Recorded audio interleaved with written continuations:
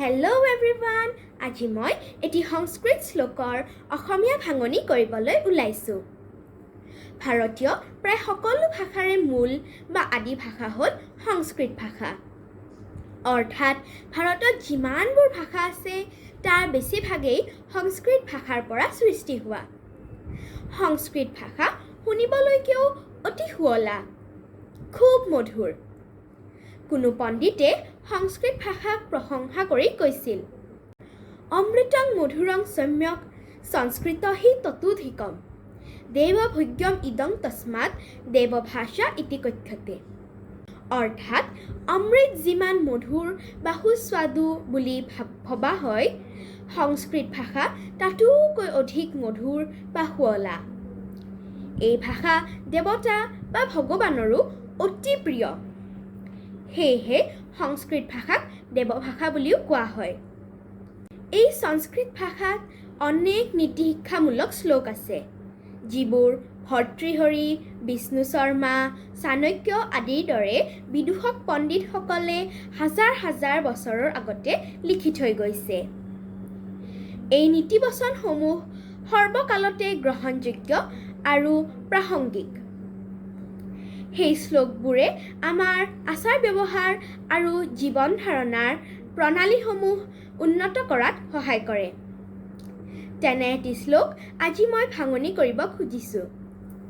শ্লোকটি হ'ল কেয়ুৰান বিভূষয়ন্তি পুৰুষং হাৰান চন্দ্ৰোজ্জ্বলা ন স্নানং ন বিলেপনং ন কুসুমং নালংকৃতা মূৰ্ধ্বজা वन्येकासमलङ्करोति पुरुषं या संस्कृता धार्यते क्षीयन्ते खलु भूषणानि सततं वाग्भूषणं भूषणम् কেয়ুৰান বিভূষয়ন্তি পুৰুষং হাৰান চন্দ্ৰোজ্জ্বলা।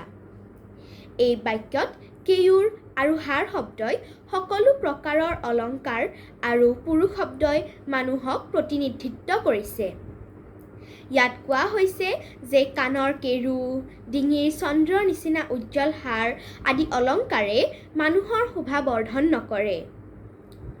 অৰ্থাৎ নানা ধৰণৰ অলংকাৰ পিন্ধিলেই মানুহ ধুনীয়া নহয়।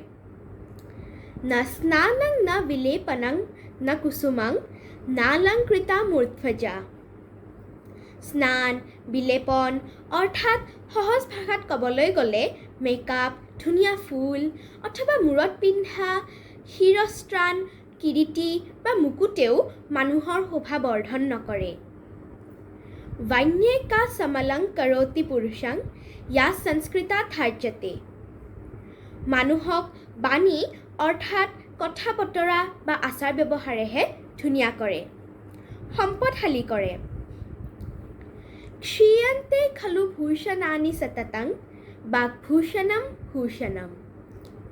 সময়ৰ লগে লগে সকলো অলংকাৰ ক্ষয় যায় বা সেইবোৰৰ উজ্জ্বলতাৰ ম্লান পৰে। কিন্তু বাক অৰ্থাৎ মাৰ্জিত কথা বতৰা বা আচাৰ ব্যৱহাৰ কেতিয়াও ক্ষয়ীভূত নহয়। এয়া ভূষণৰো ভূষণ অৰ্থাৎ শ্ৰেষ্ঠ আভূষণ। এই শ্লোকটিৰ দ্বাৰা ইয়াকে বুজোৱা হৈছে যে মানুহৰ আচাৰ ব্যৱহাৰ, মাত কথা যদি মধুৰ আৰু মাৰ্জিত হয়, তেনে ব্যক্তিক নিজকে ধুনীয়া কৰিবলৈ কোনো অলংকাৰ, দামী কাপোৰ অথবা সাজ সজ্জাৰ দৰকাৰ নহয়। ভিডিঅ'টি চাই কেনে পালে মোক কমেণ্ট বক্সত জনাব আৰু মোৰ পেজখন লাইক আৰু ফ'ল' কৰিব। ধন্যবাদ।